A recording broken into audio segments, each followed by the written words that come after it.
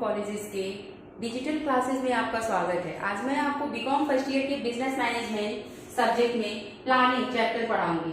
Planning में हम इसके पिछले क्लासेस में हम लोगों ने meaning, definitions, concept, process, principle ये पढ़ लिए हैं। आज हमको पढ़ना है इस क्लास में types of planning, significance of planning and criteria of effective planning. तो सबसे पहले हम देखते हैं टाइप्स ऑफ प्लानिंग के बारे में। नियोजन के प्रकार, जो योजनाएं होती हैं उनके प्रकार, एक बिजनेस में जो भी योजनाएं बनाई जाती हैं उनके प्रकार के बारे में हम आज जानेंगे। तो जो एक बिजनेस में योजनाएं बनाई जाती हैं वो कई प्रकार की हो सकती हैं, क्योंकि बिजनेस में कई सारी परिस्थितियां आती हैं और उन परिस्थितियों के अकॉर्डिंग योजनाएं विभिन्न प्रकार की हो सकती हैं। तो देखिए टाइप्स ऑफ प्लानिंग में there are many different types and four major types of plan include. Four major types of plan है strategic planning, tactical planning, operational planning and contingency planning. इसको हम आगे डिफाइन करेंगे। सब कुछ देखते हैं। देखिए according to John G Glover, अलग अलग प्रबंधकों ने, जैसे जॉर्ज टेरी ने 4 भागों में डिवाइड किया था प्लानिंग के प्रकार को, और यही जॉन जी ग्लोवर ने 3 भागों में डिवाइड किया था, administrative planning, operative planning and project planning. इसको भी हम आगे डिफाइन करेंगे। नेक्स्ट देखिए the process of planning may be classified into different categories on the following basis. जो प्लानिंग है उसको डिफरेंट कैटेगरी में डिवाइड किया गया है, ठीक है, निम्न आधार पर। जैसे पहला देखिए period level basis. Period level basis यानी समय के आधार पर, समय या अवधि के आधार पर, अवधि के आधार पर इसको 2 तरीके से डिवाइड किया गया है, एक शॉर्ट टर्म, एक लॉन्ग टर्म। शॉर्ट टर्म यानी अल्पावधि के लिए प्लान जो योजनाएं बनाई जाती है, और दूसरा दीर्घकालीन योजनाएं, अल्पकालीन योजनाएं और दीर्घकालीन योजनाएं। अल्पकालीन योजनाएं क्या होती हैं? अल्पकालीन योजनाएं वो योजनाएं होती हैं जो कम समय के लिए बनाई जाती हैं, जैसे डेली बेसिस, मंथली बेसिस पे बनाई जाती हैं, उनको हम कहते हैं अल्पावधि की योजनाएं। नेक्स्ट है दीर्घकालीन योजनाएं। दीर्घकालीन योजनाएं जो योजनाएं लंबी अवधि के लिए बनाई जाती हैं, यानी उनका कोई ऑब्जेक्टिव संस्था के एडमिनिस्ट्रेशन द्वारा, प्रशासन द्वारा बनाया जाता है। ये योजनाएं टॉप लेवल मैनेजमेंट द्वारा बनाया जाता है या एडमिनिस्ट्रेशन द्वारा बनाया जाता है। तो ये योजनाएं लंबे समय के लिए बनाई जाती है, 10 साल या 15 साल के लिए बनाई जाती हैं। एक ऑब्जेक्टिव रखा जाता है जो 10 साल या 15 साल में पूरा होगा, उसके लिए प्लानिंग की जाती है, वो दीर्घकालीन योजनाएं कहलाती हैं। नेक्स्ट है मैनेजमेंट लेवल बेसिस।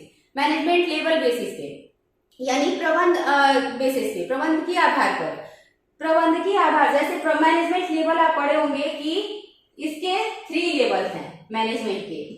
एक है टॉप लेवल, दूसरा है मिडिल लेवल और तीसरा है लो लेवल। यानी उच्च स्तरीय योजनाएं, मध्य स्तरीय योजनाएं और निम्न स्तरीय योजनाएं। जो उच्च स्तरीय योजनाएं होती हैं वो क्या होती हैं? उच्च स्तरीय योजनाएं वो होती हैं जो टॉप लेवल मैनेजमेंट द्वारा बनाया जाता है, उच्च स्तरीय प्रबंध द्वारा बनाया जाता है। उनका कोई बड़ा उद्देश्य होता है, बड़ा ऑब्जेक्टिव होता है। मिडिल लेवल मैनेजमेंट जो संस्था के मिडिल लेवल प्रबंधक, मध्य स्तरीय प्रबंधकों द्वारा जो योजनाएं बनाई जाती है उसको हम मिडिल मैनेजमेंट लेवल बेसिस पे ही मिडिल लेवल मैनेजमेंट प्लानिंग कहते हैं। नेक्स्ट है लो लेवल मैनेजमेंट प्लानिंग। जो लो लेवल मैनेजमेंट के द्वारा बनाया जाता है वो योजनाएं लो लेवल मैनेजमेंट प्लानिंग कहलाती हैं। नेक्स्ट देखिए इंटरनल एंड एक्सटर्नल बेसिस। संस्था के आंतरिक और बाह्य योजनाएं, तो ये भी एक प्रकार की योजनाएं, इनके आधार पर भी योजनाओं को डिफाइन किया गया है कि इंटरनल बेसिस योजनाएं जो भी ऑपरेशन, जो भी कार्य संस्था के अंदर हो रहा है उसको लेकर जो योजनाएं बनती हैं संस्था के, वो कहलाती है संस्था की आंतरिक योजनाएं। नेक्स्ट है एक्सटर्नल बेसिस, जो बाह्य योजनाएं, संस्था के बाहर जो भी काम हो रहा है, उस कोई भी संस्था है, कोई भी बिजनेस ऑर्गेनाइजेशन है, कोई भी इंस्टीट्यूशन है, तो उसमें आंतरिक, एक्सटर्नल और इंटरनल दोनों फैक्टर काम करते हैं। तो दोनों फैक्टर को लेकर जब हम एक्सटर्नल फैक्टर के लिए योजनाएं बनाते हैं उसको हम कहते हैं एक्सटर्नल बेसिस पे डिफाइन करते हैं। नेक्स्ट हम देखेंगे यूज बेसिस। उपयोग के आधार पर योजनाओं को 2 भागों में डिवाइड किया गया है। एक है सिंगल यूज प्लान, दूसरा है standing plan. Single use plan क्या होता है? सिंगल यूज प्लान वो होता है जो एक बार उनको बनाया जाता है, एक बार यूज होता है और फिर दोबारा उनका यूज नहीं होता। वो किसी अचानक से आई हुई परिस्थितियों के लिए बन सकता है, या किसी कार्य के लिए बन सकता है जो ज्यादा टाइम तक, लॉन्ग टाइम तक नहीं रह सकता। लेकिन स्टैंडिंग प्लान ये संस्था के व्यापक बड़े उद्देश्य के लिए बनाया जाता है और ये स्टैंडिंग अस्थायी होता है कि यह 15 से 20 साल तक के लिए, 10 से 15 साल तक के लिए, 10 से ज्यादा ही साल के लिए ये योजनाएं बनाई जाती है। इसको कहते हैं स्टैंडिंग प्लान, यानी लंबी अवधि के लिए बनाई जाती हैं। और जो सिंगल यूज प्लान होता है वो कम अवधि के लिए और एक बार के लिए ही योजनाएं बनाई जाती है, फिर दोबारा उस योजना पर काम नहीं होता, क्योंकि वो परिस्थितियों के अकॉर्डिंग बनता है। जिस तरह की परिस्थितियां होती है उस तरह की योजना बनती है, उसको हम कहते हैं सिंगल यूज प्लान। कभी कभी आपको इसमें डिफरेंस भी पूछता है कि सिंगल यूज प्लान और स्टैंडिंग प्लान में अंतर बताइए। नेक्स्ट देखिए, ओरिजिन बेसिस, उत्पत्ति के आधार पर। उत्पत्ति के आधार पर संस्था में जैसे कोई भी अचानक से कोई शिकायत को लेकर कोई कंप्लेन आ गई तो उसके लिए कोई प्लानिंग की जाती है, उसका सॉल्यूशन कैसे करें। कोई प्रॉब्लम आ गई संस्था के लिए, मान लीजिए कोई एक्सटर्नल प्रॉब्लम आ गई, बिजनेस रिस्क से भरा होता है तो कोई रिस्क आ गया, अब उसके लिए उसको दूर करने के लिए हम जो भी प्लानिंग कर रहे हैं तो उसको हम कहते हैं उस उत्पत्ति के आधार पर। नेक्स्ट है ऑब्जेक्टिव बेसिस, उद्देश्य के आधार पर। संस्था का क्या उद्देश्य है? संस्था का उद्देश्य कई तरह के से हो सकता है। संस्था का उद्देश्य है प्रोडक्ट बेचना, संस्था का उद्देश्य है सर्विस देना, या संस्था का कई तरह के संस्था के उद्देश्य हो सकते हैं। जब संस्था एक अपने उद्देश्यों के आधार पर कोई योजना बनाती है उसको हम कहते हैं ऑब्जेक्टिव बेसिस पे बांट सकते हैं उन योजनाओं को। नेक्स्ट हम देखते हैं on the nature basis. On the nature basis, nature के आधार पर। जैसा कि मैंने कहा कि मैं पिछले टॉपिक को फिर से डिफाइन करूंगी, मैं आगे डिफाइन करूंगी, तो नेचर बेसिस पे इनको 3 भागों में नेचर बेसिस पे डिवाइड किया गया है। नेचर बेसिस पे 3 भागों में डिवाइड किया गया है। एडमिनिस्ट्रेटिव प्लानिंग, अब बताते हैं एडमिनिस्ट्रेटिव प्लानिंग क्या होता है। एडमिनिस्ट्रेटिव प्लानिंग वो होता है जो प्रशासन द्वारा बनाया जाता है और लंबे समय के लिए बनाया जाता है और किसी व्यापक उद्देश्य के लिए बनाया जाता है। नेक्स्ट है ऑपरेटिव प्लानिंग। ऑपरेटिव प्लानिंग यानी कार्य को लेकर बनाया जाता है। संस्था में किसी कार्य को, किसी स्पेशल, किसी विशिष्ट कार्य को लेकर बनाया जाता है जो योजना है, वो operative basis planning, operative planning कहलाता है। नेक्स्ट है प्रोजेक्ट प्लानिंग, किसी विशेष प्रोजेक्ट पर, किसी विशेष परियोजना को लेकर, किसी विशेष परियोजना, विशेष प्रोजेक्ट को लेकर कोई नई टेक्नोलॉजी लॉन्च हुई है तो उसको लेकर अगर बनाया जाता है कोई, यानी उसके लिए एक विशेष परियोजना होना चाहिए, एक विशेष उद्देश्य होना चाहिए। तो इस नियोजन को, इस तरीके के योजना को ही क्या कहते हैं? प्रोजेक्ट प्लानिंग कहते हैं। अब हम नेक्स्ट देखेंगे इसमें, देखिए नेक्स्ट है फॉर्मल एंड इनफॉर्मल बेसिस। औपचारिक बेसिस पे वो योजनाएं होती हैं जो संस्था ऑर्गेनाइजेशन में लिखित रूप में रखी होती हैं कि इनको करना ही करना है और एक निश्चित रूल और रेगुलेशन के अकॉर्डिंग करना है, तो वो हमारी कहलाती है फॉर्मल बेसिस पे वो योजनाएं बनाई जाती हैं। इनफॉर्मल बेसिस पे कौन सी योजनाएं बनाई जाती हैं? अनौपचारिक बेसिस पे। अनौपचारिक बेसिस पे कब करना है, क्या करना है, कैसे करना है, ये डिफाइन नहीं होता, कहीं भी लिखित रूप में इसका कोई विवरण नहीं होता है। ये अचानक से उत्पन्न होते हैं, अचानक से इनके लिए जैसे इनफॉर्मल ग्रुप बनता है और उनके अनुसार ये योजनाएं बनाई जाती हैं, तो उनको हम कहते हैं इनफॉर्मल बेसिस योजना और या इनफॉर्मल बेसिस प्लानिंग या अनौपचारिक योजनाएं। चलिए नेक्स्ट हम देखते हैं सिग्निफिकेंस ऑफ प्लानिंग। सिग्निफिकेंस, महत्व क्या है, नियोजन के महत्व। अभी तक आप लोगों ने आप लोग का ये प्लानिंग का तीसरा क्लास है, प्लानिंग पढ़ रहे हैं। अब हम जानेंगे कि इसके महत्व क्या है। बहुत सारे महत्व है, जैसा कि आपने देखा कि प्लानिंग प्राइमरी यानी इसको कैसे first and foremost activity. Planning is a first and foremost activity to achievement of desired goal. एक निश्चित लक्ष्य तक या निर्धारित लक्ष्य तक पहुंचने के लिए ये पहला और सबसे मुख्य कार्य है प्लानिंग। तो देखिए, planning is the first and foremost important functions of management. It is needed at every level of management. इसकी आवश्यकता हर लेवल पर पड़ती है। In the absence of planning all the business activities of organisation will become meaningless. बिना planning के एक business में कोई भी एक्टिविटी बिना प्लानिंग के, क्या अगर उसमें प्लानिंग एब्सेंस है तो वो क्या है, वो बिजनेस एक्टिविटी बिकम मीनिंगलेस है, अर्थ रहित है, उसका कोई मतलब नहीं है। बिना प्लानिंग के कोई कार्य करना इसका कोई मतलब नहीं है। देखिए क्या क्या क्या महत्व है इसके। Focuses attention on objective. Planning क्या करता है कि फोकस करता है किस पे, ऑब्जेक्टिव पे, उद्देश्य पे। नेक्स्ट है ऑफसेट अनसर्टेनिटी एंड रिस्क। ये क्या करता है, रिस्क और अनसर्टेनिटी से सुरक्षा करता है। नेक्स्ट है प्रोवाइड सेंस ऑफ डायरेक्शन। यह क्या करता है, दिशा निर्देश देता है, प्लानिंग दिशा निर्देश देता है। नेक्स्ट है provide guideline for decision making. यह एक गाइडलाइन, निर्णय लेने के लिए एक गाइडलाइन बनाता है। नेक्स्ट है इंक्रीज ऑर्गेनाइजेशनल इफेक्टिवनेस। ये क्या करता है, बताता है कि कैसे हम ऑप्टिमल यूटिलाइजेशन करें रिसोर्सेज का। नेक्स्ट है प्रोवाइड्स एफिशिएंसी इन ऑपरेटिंग। यह क्या करता है, पर्याप्त, जो भी कार्य हो रहे हैं, जो भी ऑपरेशन हो रहे हैं, जो भी एक्टिविटीज हो रही हैं, उसमें क्या करता है, एफिशिएंसी लाता है।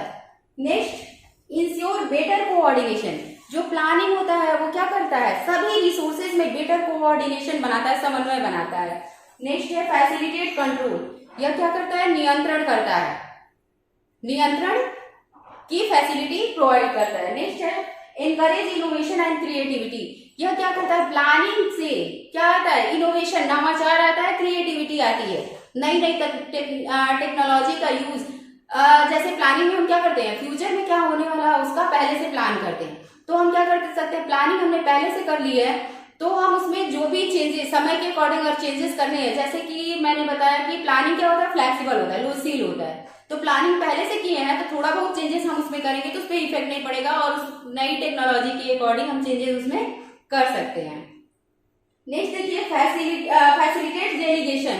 ये क्या करता है, प्लानिंग डेलीगेशन भी फैसिलिटेट करता है। कैसे हमको डेलीगेट करना है, किसको क्या डेलीगेट करना है, ठीक है, किसको अथॉरिटी देनी है, किसको रिस्पॉन्सिबिलिटी देनी है, ये सारा बताता है प्लानिंग।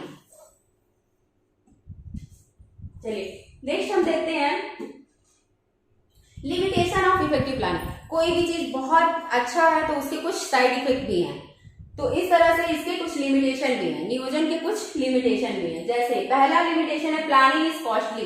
पहले से प्लान बनाना, पहले से किसी कार्य को करना है, करना तो बाद में है, लेकिन उसका पहले से प्रिपेयर करना, पहले से तैयारी करना प्लानिंग के लिए, तो इस वजह से वो डबल काम हो जा रहा है, डबल काम के लिए, तो इसलिए इसको कहते हैं कॉस्टली। क्या, planning is A time consuming process. काम बाद में करना है लेकिन उसकी प्लानिंग पहले करना है, यानी यहाँ पे डबल वर्क हुआ तो टाइम भी ज्यादा लगेगा और कॉस्ट भी ज्यादा आएगा, इसलिए इसको कहा गया कि कॉस्टली और time consuming. Planning reduce initiative of employ. क्या करता है, प्लानिंग रिड्यूस करता है कि पहले से प्लानिंग करने, अगर पहले से प्लानिंग कर लिया गया है, मैनेजमेंट का कार्य है प्लानिंग करना, अगर मैनेजमेंट पहले से प्लानिंग कर लिया है तो क्या करेगा, ये रिड्यूस करेगा इनिशिएटिव ऑफ एम्प्लॉय। जो एम्प्लॉय हैं उनके इनिशिएटिव को, उनको इनिशिएट करने के बजाय क्या करेगा, कम करेगा, रिड्यूस करेगा। नेक्स्ट है रिलुक्टेंस टू चेंज। ये क्या करता है, बदलाव, जो भी बदलाव हैं उनको क्या करता है, क्योंकि प्लानिंग हम आज किए हैं और 10 साल बाद हमारा विजन है, हमारा विजन है कि मान लीजिए 1 ही साल बाद है कि 1 साल बाद हमको अपना प्रोडक्शन डबल करना है, तो हमको अपना प्रोडक्शन डबल करना है या सेल्स डबल करना है, तो हम क्या करना पड़ेगा, हम बीच में कोई भी चेंजेस होते हैं, चेंजेस प्रतिदिन, परिवर्तन प्रकृति का नियम, तो प्रतिदिन चेंजेस हो रहा है, बदलाव हर दिन हो रहा है, तो उस बदलाव के अनुसार हमको क्या करना पड़ेगा, प्लानिंग में भी चेंजेस करना पड़ेगा। तो उसके लिए क्या लगेगा, तो कॉस्ट आएगा, टाइम ज्यादा लगेगा। नेक्स्ट है capital invested in fixed assets limit. जो capital invested in fixed assets limit, जो फिक्स्ड एसेट्स हैं उनके लिमिट को, ठीक है, लिमिट में कैपिटल इन्वेस्टेड होगा। मतलब हम क्या करेंगे, प्लानिंग में आज हमने किया कि हमको हम इस उद्देश्य के लिए हमारा इतना ही कैपिटल इन्वेस्ट होगा, लेकिन वो ज्यादा भी हो सकता है और कम भी हो सकता है, वो फिक्स नहीं हो सकता। नेक्स्ट है क्या, श्योर नहीं है कि फिक्स हो सकता है। नेक्स्ट है क्या, इनएक्यूरेसी इन प्लानिंग। जो प्लानिंग में होती है इनएक्यूरेसी होती है, क्योंकि फ्यूचर का पता लगाना, फ्यूचर का अनुमान लगाया जा सकता है, उसको निर्धारित नहीं किया जा सकता कि फ्यूचर में ये होगा, तो इसलिए इसको कहते हैं inaccuracy in planning. Planning is affected by external limitation. जो प्लानिंग है वो एक्सटर्नल फैक्टर द्वारा क्या होता है, प्रभावित होता है।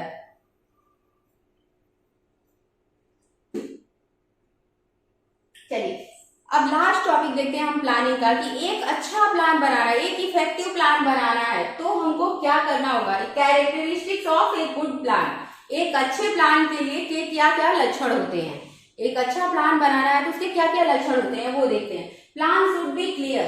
प्लान जो भी है आपका वो क्लियर होना चाहिए, स्पष्ट होना चाहिए। नीचे सिंपल इन कॉन्सेप्ट, जो उसका कॉन्सेप्ट होना चाहिए वो सिंपल होना चाहिए, साधारण होना चाहिए, जो सभी को समझ में आ जाए। नेक्स्ट क्या है, ऑब्जेक्टिव, उसका उद्देश्य निर्धारित होना चाहिए, क्योंकि बिना लक्ष्य के कोई प्लानिंग नहीं की जा सकती।